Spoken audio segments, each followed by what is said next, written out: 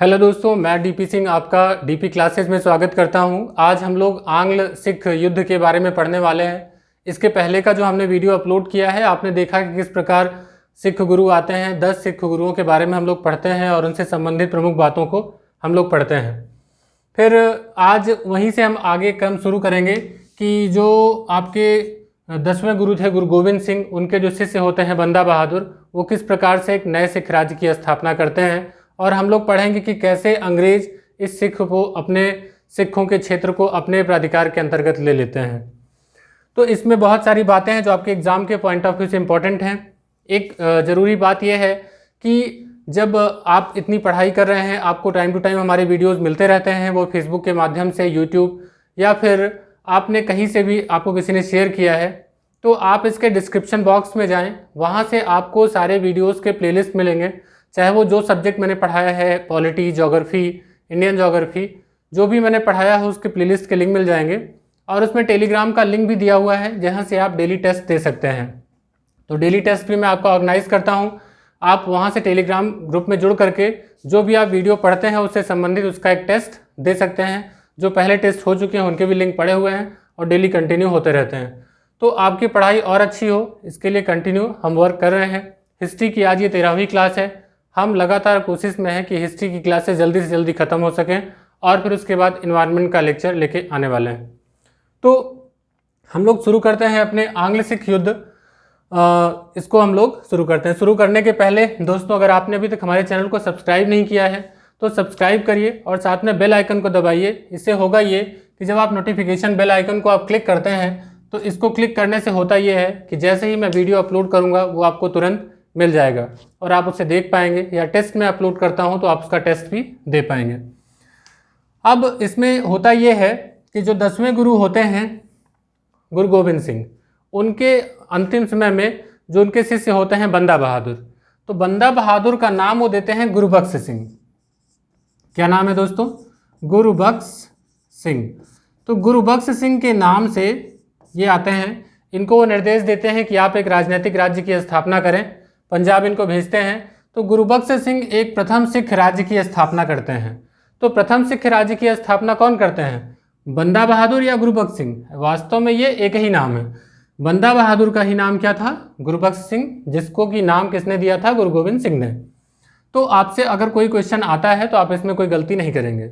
बंदा बहादुर का प्रशासन कैसे होगा, इसको आप ये निश्चित कर सकते हैं कि इनके जो 5वें गुरु थे अर्जुन देव और इनके जो 9वें गुरु थे वो तेग बहादुर, तो दोनों की हत्या की जाती है, एक की जहांगीर द्वारा, एक की औरंगजेब द्वारा।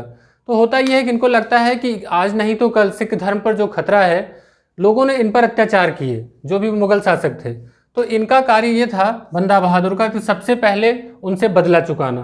तो जो लोग भी गुरु गोविंद सिंह जैसे अपने अंतिम वर्षन में बहुत उनके युद्ध होते हैं, कई उनके पुत्रों का वध किया जाता है। 2 युद्धों का आपने देखा था किस प्रकार उनका आनंदपुर का जो युद्ध था, उसके द्वितीय युद्ध में कैसे उनके पुत्रों को जिंदा चुनवा दिया जाता है। तो जितने अन्यायी थे उनको समाप्त करने का काम बंदा बहादुर ने किया। बहुत ही बहादुरी से ये लड़ाई लड़े।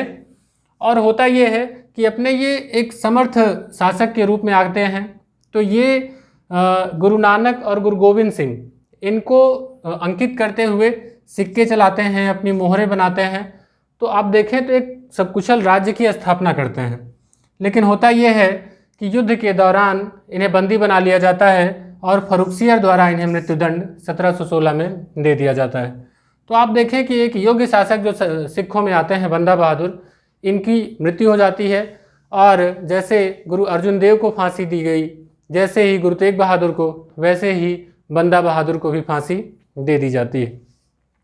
और इनको देते कौन है? तो फर्रुखसियर। तो फर्रुखसियर के शासनकाल में, ये याद रहे, ठीक है। आप पिछले वीडियो से भी इसका मैच करेंगे तो आगे चलेंगे। अब होगा क्या कि जब ये साम्राज्य की स्थापना हो जाती है सिख साम्राज्य की, लेकिन इसके बाद कोई नेतृत्व नहीं मिलता, नेतृत्व विहीन हो जाते हैं सिख।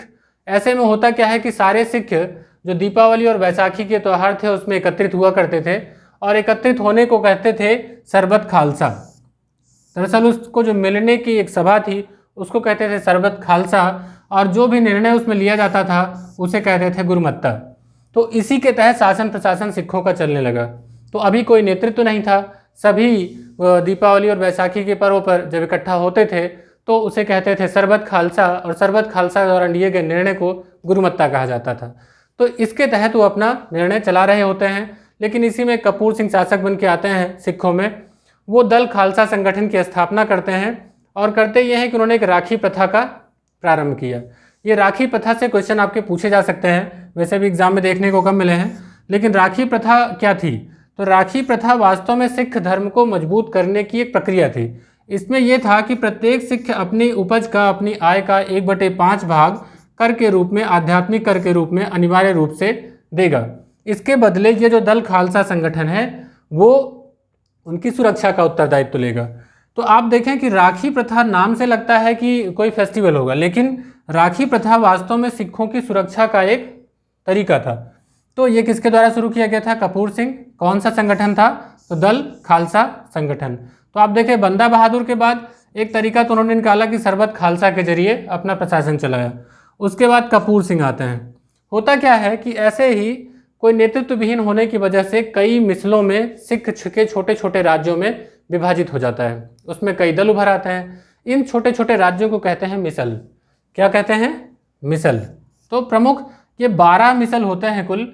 12 मिसलों में से हमने 5 के नाम लिखे हैं, क्योंकि जो 5 हैं वो शक्तिशाली होते हैं।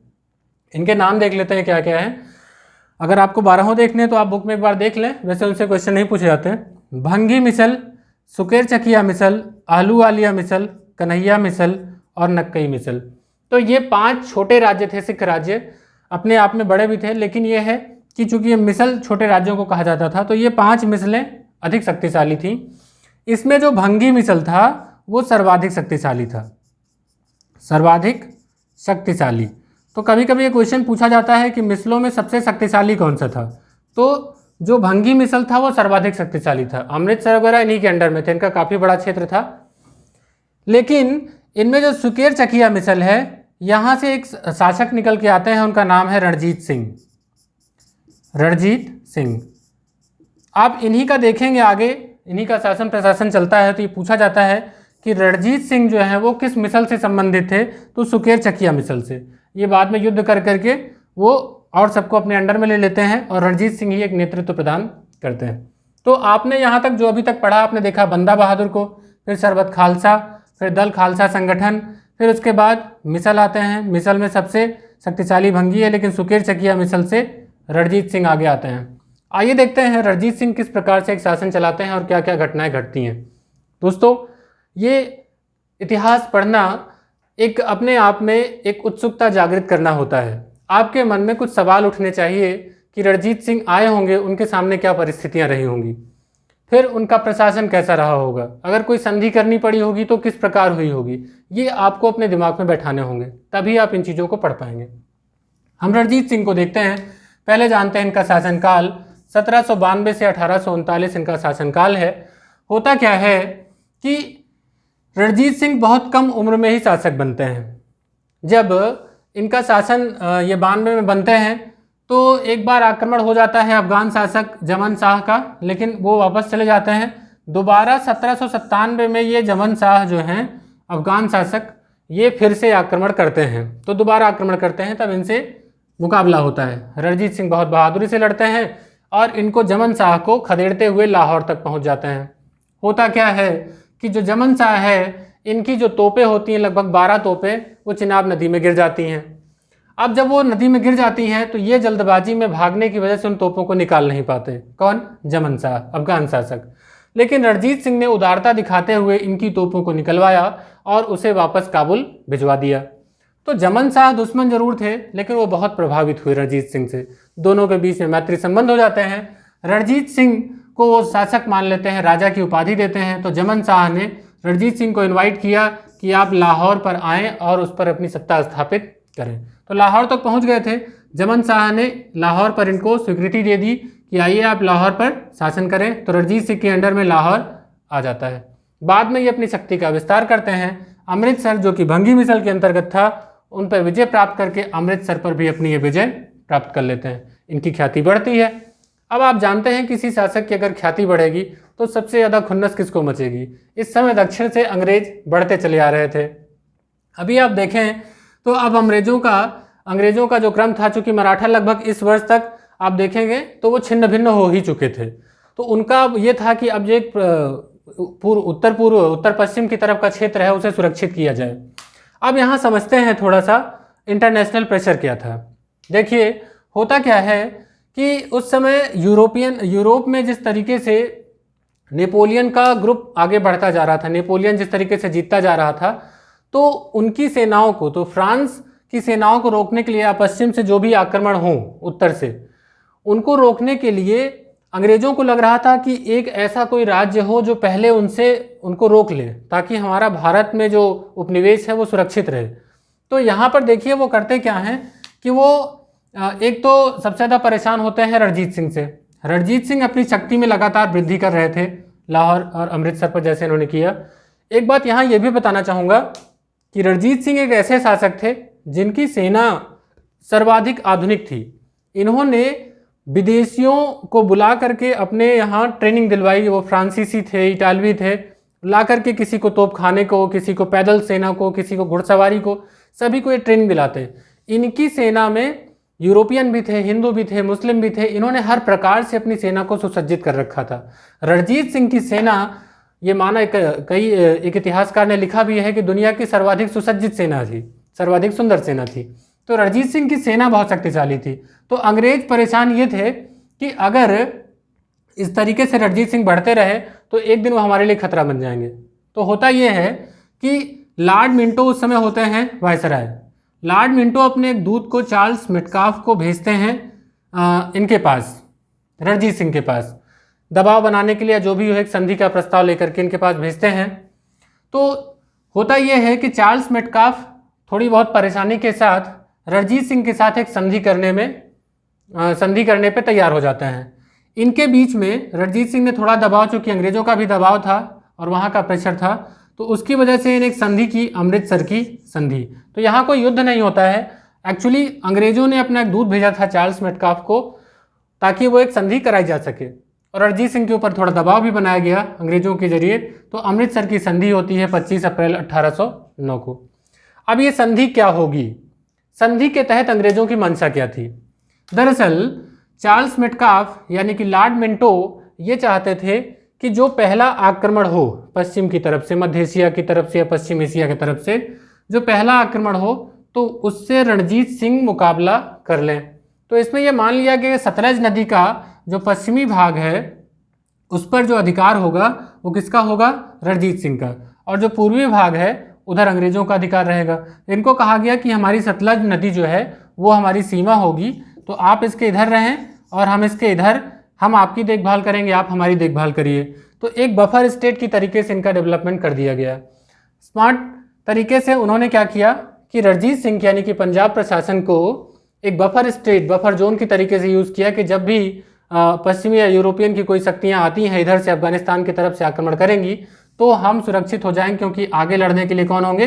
रणजीत सिंह हो गए, और उनसे हमारी इनकी संधि हो गई। तो ये संधि होती है अमृतसर की संधि। ठीक है, समझ में आ गई बात? अमृतसर की संधि होती है, लेकिन ये रणजीत सिंह को बात बहुत पसंद नहीं आती। फिलहाल चलता रहता है। रणजीत सिंह ने अमृतसर की संधि का हमेशा पालन किया। इन्होंने अंग्रेजों का साथ, मतलब जो उनकी शर्तें थी उसका उन्होंने पालन किया। हालांकि अंग्रेज तो कभी विश्वसनीय रहे नहीं। अब इनके विजय का दौर शुरू होता है। 1809 में ये कांगड़ा की विजय करते हैं, 1813 में कश्मीर की विजय करते हैं, 1813 में मुल्तान की विजय, 1834 में पेशावर की विजय। तो कई विजयों का इनका दौर चलता है और अपना जो क्षेत्र है बहुत विस्तृत कर लेते हैं। इसमें कुछ घटनाक्रम घटते हैं। इसमें घटनाक्रम एक ये घटता है कि 1800 के आसपास में अहमद शाह अब्दाली के पौत्र थे शाह शुजा। कौन? याद रखिएगा नाम, शाह शुजा। तो ये जो थे, ये अहमद शाह अब्दाली, जो कि आक्रमणकारी आया था अहमद शाह के समय, तो अहमद शाह अब्दाली के जो पौत्र थे शाह शुजा, वो 1800 में काबुल के शासक बनते हैं। लेकिन होता क्या है कि इनके जो भाई होते हैं इन्हें सत्ता से पदच्युत कर देते हैं। तो 1800 जब ये इनको पदच्युत कर दिया जाता है, तो होता ये है कि ये भाग करके आते हैं रणजीत सिंह के पास। तो रणजीत सिंह के पास जब आते हैं तो ये मदद मांगते हैं। तो आप देखेंगे कि शाह शुजा, रणजीत सिंह, और बाद में आप देखेंगे 1838 के आसपास में अंग्रेजों के साथ मिलकर के एक संधि भी होती है, लेकिन यहाँ पर क्या होता है कि शाह शुजा रणजीत सिंह से मदद मांगते हैं और उस मदद इनको खुश करने के बदले होता ये है कि एक तो इनको कश्मीर का क्षेत्र मिलता है, कश्मीर की विजय करते हैं। दूसरा, जो कोहिनूर हीरा था वो कोहिनूर हीरा रणजीत सिंह को प्राप्त हो जाता है। ये कोहिनूर हीरा ले कौन गया था? आपको पता है कि जब मुबारक शाह के समय नादिर शाह का आक्रमण होता है तो उस समय नादिर शाह तख्ते हाउस कोहिनूर हीरा लेकर चला जाता है। तो वही जब अफगान शासक यहाँ अहमद शाह अब्दाली का जब ये पौत्र आता है शाह शुजा, तो वही कोहिनूर हीरा वापस करता है रणजीत सिंह को, यानी कि भारत का कोहिनूर हीरा वापस आ जाता है रणजीत सिंह के पास। तो ये क्वेश्चन पूछा जाता है कि वो जो कोहिनूर हीरा है तो वो लगभग 1813 के आसपास वो रणजीत सिंह को यहाँ पर लाके देते हैं। अब आइए देखते हैं आगे क्या होता है। रणजीत सिंह के शासनकाल में इनका न केवल सेना इनकी थी मजबूत, बल्कि इन्होंने एक बड़े क्षेत्र पे अपना प्रभाव कायम किया और अंग्रेज़ों के साथ इनकी अमृतसर की संधि बनी रही और सतलज नदी के इस पार रणजीत सिंह का शासन रहा और इस पार अंग्रेज़ों का। तो इनकी सत्ता इस प्रकार चलती रही। रणजीत सिंह की मृत्यु हो जाती है। रणजीत सिंह की मृत्यु के बाद सत्ता बिखर जाती है, कई शासक आते हैं, उत्तराधिकारी आते हैं, उनकी उत्तरोत्तर मृत्यु होती जाती है। फिर से जो सिख साम्राज्य है वो नेतृत्व विहीन हो जाता है। अब होता यह है कि इनमें एक शासक, इनके वंशक्रम में ही आते हैं दिलीप सिंह। दिलीप सिंह अल्पवयस्क होते हैं, तो इनको इनकी संरक्षिका जो होती हैं, इनकी जो माता होती हैं जिंदा बेगम, और इनके जो वजीर होते हैं वो लाल सिंह, सेनापति तेजा सिंह, ये तीनों के संरक्षण में रह के दिलीप सिंह अपना शासन चलाते हैं। तो दिलीप सिंह एक अंतिम सिख शासक के रूप में सामने आते हैं। तो 1843 से 1849 का इनका शासनकाल है। इन्हीं के जरिए जो आंग्ल सिख युद्ध होंगे वो इन्हीं के समय में होंगे। तो आप देखेंगे कि जो प्रमुख युद्ध होते हैं वो खालसा सेना लड़ती है। खालसा सेना सिखों की एक सेना थी, तो खालसा सेना के जरिए ही युद्ध हुआ करते थे। इसमें बात क्या थी, जो जिंदा बेगम थी ये बड़ी महत्वाकांक्षी महिला थी, और जो लाल सिंह थे वो इनके प्रेमी थे, ये थे वजीर और तेजा सिंह। तो दरअसल खालसा सेना अधिक शक्तिशाली होती जा रही थी, तो इन लोगों को डर था कि कहीं खालसा सेना हम लोगों को इस पद से पदच्युत न कर दे, वजीर के पद से हटा न दे। तो ये लोग खालसा सेना को हमेशा उलझाए रखना चाहते थे। इसीलिए खालसा सेना को इन्होंने क्या किया, उकसाया, और उकसाने के बाद उसे सतलज नदी के दक्षिण की तरफ उसे युद्ध करने के लिए भेज दिया। तो होता क्या है, दक्षिण में चूंकि वहाँ संधि का उल्लंघन होता है, तो वहाँ पर होते हैं लॉर्ड हार्डिंग। उस समय लॉर्ड हार्डिंग जो है वो युद्ध की घोषणा कर देते हैं और शुरू होता है प्रथम आंग्ल युद्ध। प्रथम आंग्ल सिख युद्ध जो होता है, तो प्रथम आंग्ल सिख युद्ध में ये खालसा सेना पराजित होती है और होती है लाहौर की संधि। लाहौर की संधि जो है एक तरीके से देखा जाए तो आंग्ल जो सिख राज्य था उसकी समाप्ति का प्रतीक होती है, क्योंकि सहायक संधि इसी के माध्यम से थोप दी जाती है। वहाँ पर एक ब्रिटिश रेजिडेंट रखना स्वीकार कर लिया जाता है, और वो होते कौन है, हेनरी लॉरेंस। ये मान लिया जाता है कि दिलीप सिंह की जो संरक्षिका होंगी वो जिंदा बेगम रहेंगी, और जो वजीर हैं वो लाल सिंह रहेंगे। ये युद्ध इतनी आसानी से नहीं जीता जाता। एक्चुअली 4-4, 5-5 युद्ध होते हैं। 4 युद्धों में अनिर्णायक होता है, लेकिन 5वां युद्ध होता यह है कि लाल सिंह और तेजा सिंह की विश्वासघात की वजह से सिख हार जाते हैं और उन पर यह संधि थोप दी जाती है। तो वहाँ पर एक ब्रिटिश रेजिडेंट रखा जाता है। ये मान लेते हैं कि जो इनके दिलीप सिंह के संरक्षक हैं जिंदा बेगम रहेंगी, इनके जो वजीर हैं वो लाल सिंह बने रहेंगे। तो इस प्रकार लाहौर की संधि के तहत और जो प्रमुख रूप से जो क्षेत्र थे उनका भी बंटवारा कर लिया जाता है। जो सतलज के दक्षिणी भाग थे उन पर पूरी तरीके से अंग्रेजों का कब्जा हो जाता है, और भी कई क्षेत्र हैं जो अंग्रेजों के कब्जे में आ जाते हैं। अब होता यह है कि इसी के कुछ ही महीने बाद, क्योंकि अभी भी सत्ता किसके हाथ में है, दिलीप शासक हैं, ये संरक्षिका हैं। अभी ये सहायक संधि के तहत यहाँ पर जो एक अंग्रेजी फौज है इनके यहाँ ला के रख दी जाती है, उसके खर्चे भी ये उठाएंगे। लेकिन चूंकि शासन इनका है, और यहाँ पर होता यह है कि अंग्रेज जब सोचते हैं कि इनको बिल्कुल सफाया किया जाए, तो वो षड्यंत्र रचते हैं और आरोप लगाते हैं कि उस समय जो कश्मीर में विद्रोह हुआ वो जिंदा बेगम और लाल सिंह की षड्यंत्र के कारण हुआ। तो इनको आरोप लगा करके क्या करते हैं, इनको हटा देते हैं, पदच्युत कर देते हैं। तो पदच्युत करके अब कहते हैं कि जो यहाँ पर शासन चलाएंगे वो 8 सिख सरदारों की एक समिति होगी, जिसका अध्यक्ष कौन होगा, लॉरेंस, जो कि ब्रिटिश रेजिडेंट। तो अब आप देखें कि उनसे शासन जो है वो दिलीप से लेकर के किसको दे दी जाती है, 8 सिख सरदारों की समिति को, और उसके अध्यक्ष कौन होंगे, लॉरेंस। तो ये तय होता है भैरोवाल की संधि में।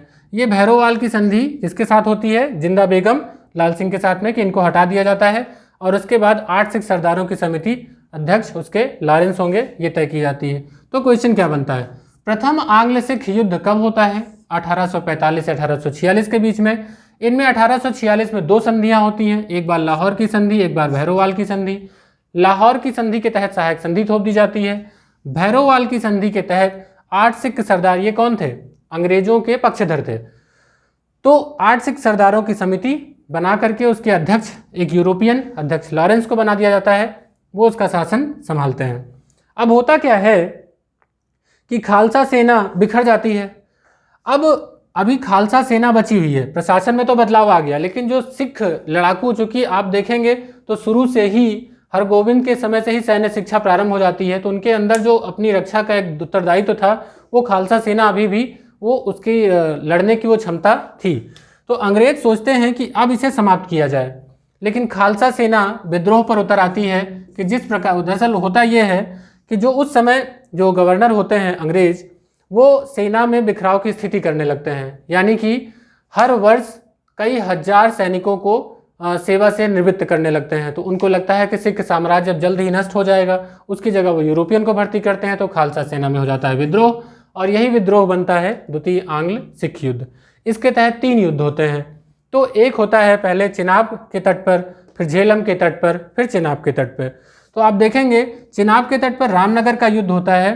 इस युद्ध में भयंकर युद्ध होता है, सिख जो खालसा सेना है वो इसमें विजयी होती है, लेकिन इसके जो निर्णय होते हैं वो बहुत निर्णायक युद्ध नहीं होता है।